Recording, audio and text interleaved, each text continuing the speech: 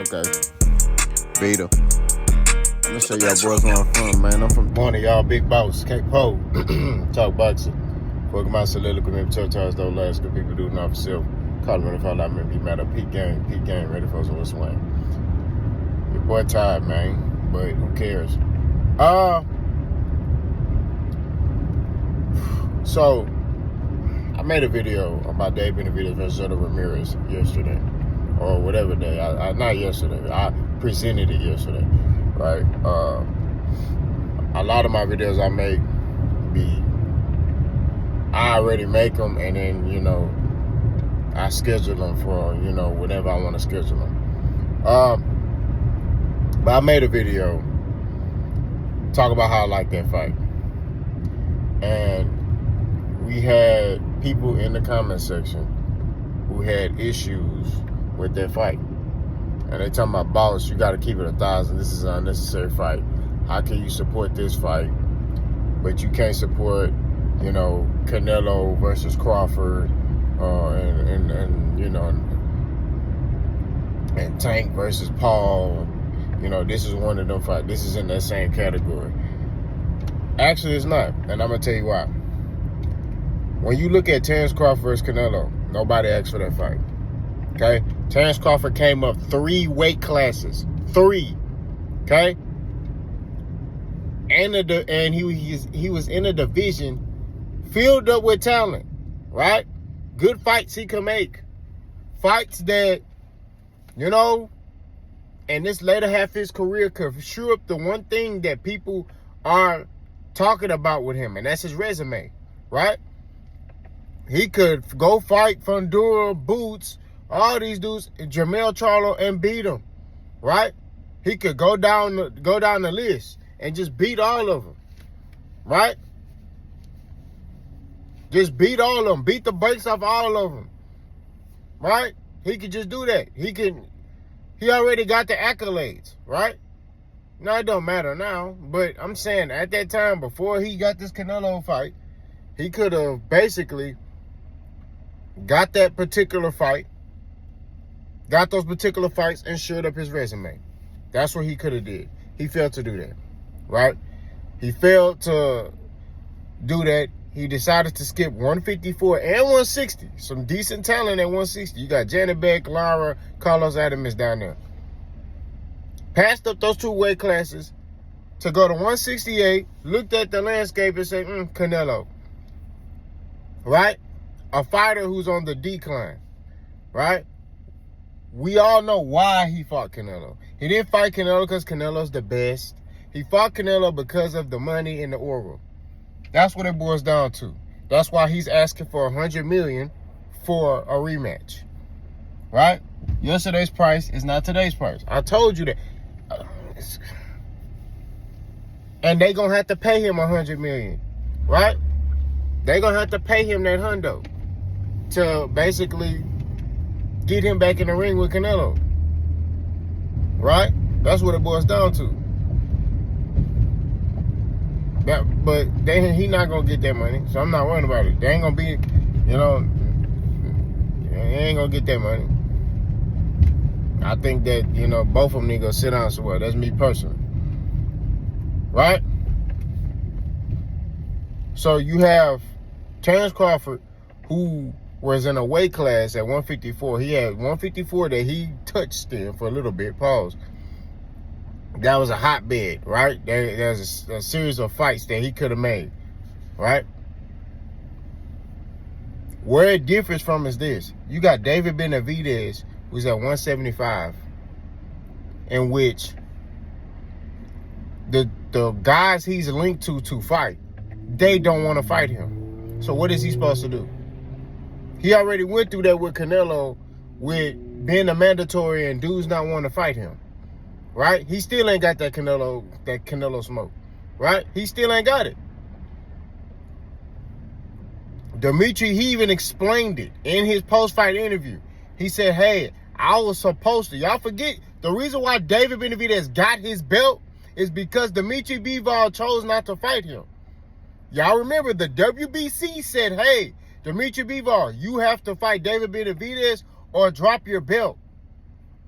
right? That's the reason why Dimitri Bivol is still not undisputed at 175 pounds. Y'all forget Dimitri Bivol was the undisputed champion, right? He was supposed to fight David Benavidez. After he won that belt, he had an obligation to fight David Benavidez. Turkey told him, hey, basically, remember who helped you out. So he had to drop that belt. Okay? Let me tell you, and this what I'm saying. He had to drop the belt. That's why David Benavidez is the champion. Okay? But David Benavidez wasn't tripping. He was like, okay, they supposed to fight a third time. Cool, I want the winner.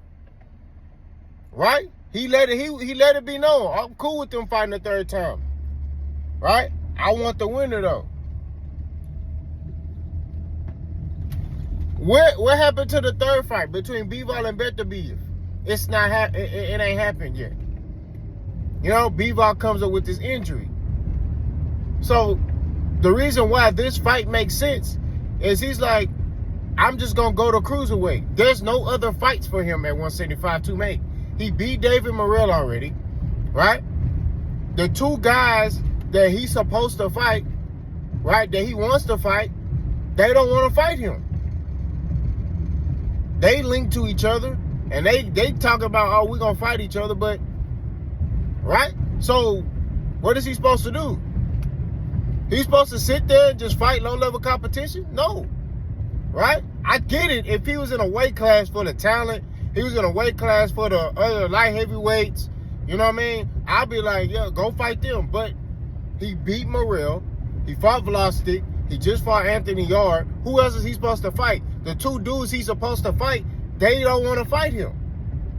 So, yes, he's going to go to cruiserweight, and he's going to go fight. I don't see nothing wrong with this fight. And he's going to fight a champion. He's not going to fight nobody else, and he's going up one weight class. He's going up to cruiserweight. He can come back down to light heavyweight if he wants to, but he's going up to cruiserweight. He's going to go fight Zurdo Ramirez at cruiserweight. I don't see nothing wrong with the fight. This is what I'm talking about. How does this fight don't make sense? He's like, F it, I'm going to go to cruiserweight. These dudes are down here playing. I'm going to go where, you know, I'm going to go where these dudes want to fight me at.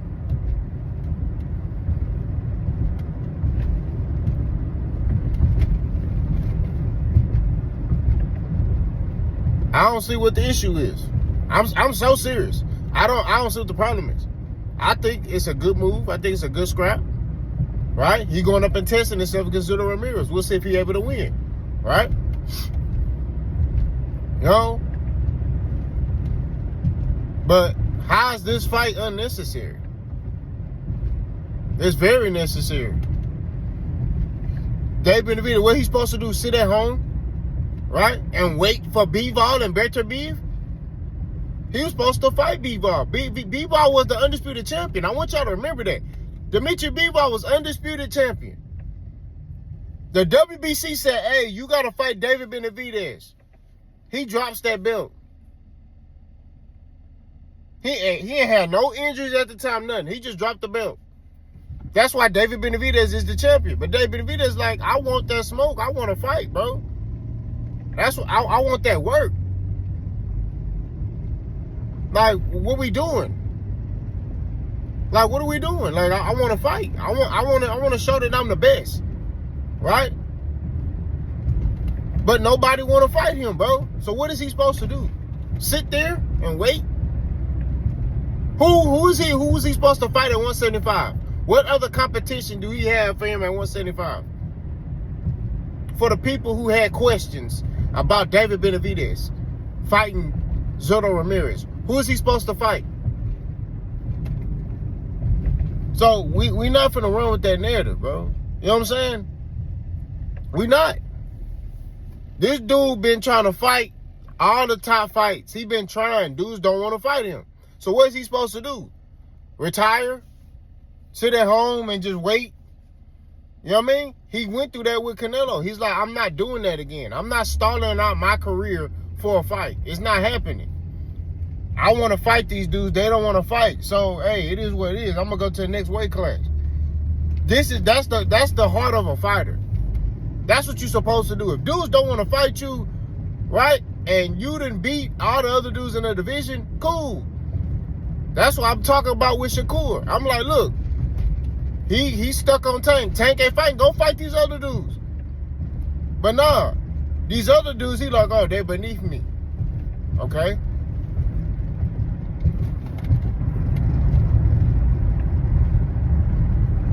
Yo, they brought up, oh, you got a problem with Shakur going to 140.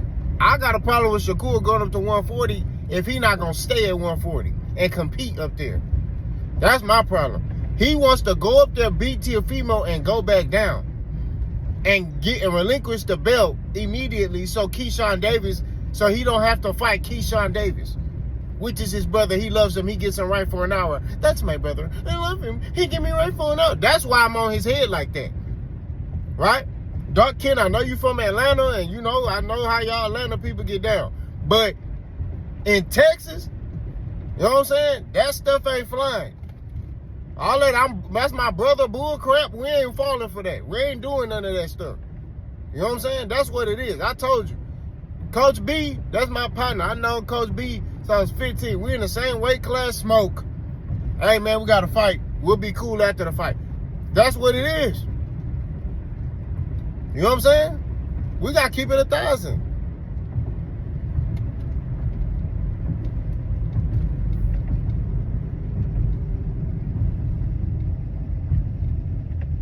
It's public record. The man said, man, I will not fight Keyshawn Davis. I'm not fighting him. Keyshawn Davis is ranked very high in the WBO at 140 pounds, right? So he's going to win the belt, Shakur, win the belt, and then drop it so Keyshawn Davis can fight for it. I'm against that. Now, if he get up there and he like, look, man, I'll fight anybody up here. I'm a reign up here. And that includes Keyshawn Davis. I ain't got nothing to say. Cool. But when you moving up to fight Teofimo Lopez and then if you beat him and then you just gonna drop the belt, I got a problem with that. No. You're going up there just so you can have an accolade. No. You know what I'm saying? If you moving up to 140 to fight the 140 pounders and all that, cool, I ain't got a problem with it. 140 cracking. I ain't got no issue with it, right? But you do got other champions down here at 135, right, that you can get some wreck with, but you don't want to do that. And when I talk like that, oh, what have they done? They champions, right? That's the first thing y'all talk about when it came to Crawford. When it's your favorite fighter, right, and he fight somebody that's not top tier but it's a champion. Oh, he's a champion. He was a champion. He was a champion. What are you talking about, boss? He was a champion. I'm not trying to hear that stuff. You know what I'm saying? So when it comes to Dave Benavidez, he doing what he need to do to stay relevant. He know this particular fight can take him to that next level. So that's what he trying to do. He trying to take over boxing. This is a crossover fight where he can take over boxing and get that country behind him. That's what it is. You know what I mean? That's what it boils down to. So I'm not trying to hear that stuff, bro. This is a very relevant fight for Dave Benavidez, right? He got to do what he got to do. You know what I mean? It's a dangerous fight for him because he's going up and fight Zurdo at cruiserweight. He's never fought at cruiserweight. He's not a cruiserweight, right? And he's going to have to figure out how to beat Zurdo Ramirez with the style that he got. I like it. I'm not going to lie to you.